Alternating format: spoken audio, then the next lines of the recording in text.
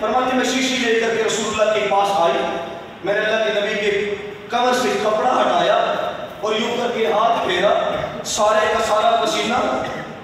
نبی علیہ السلام کا پسینہ۔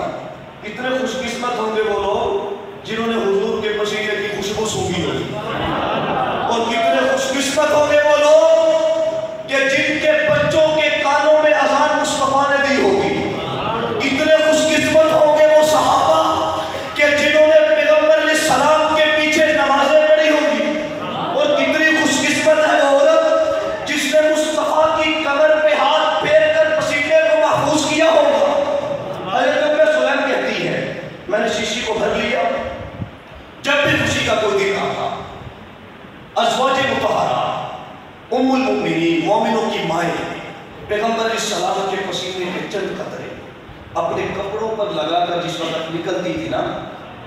یہ عشق میں ڈوب کر بات سنے میں کیا کہہ رہا ہوں، یہ جملے ہلکے نہیں،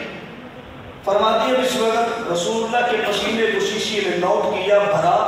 محفوظ کیا۔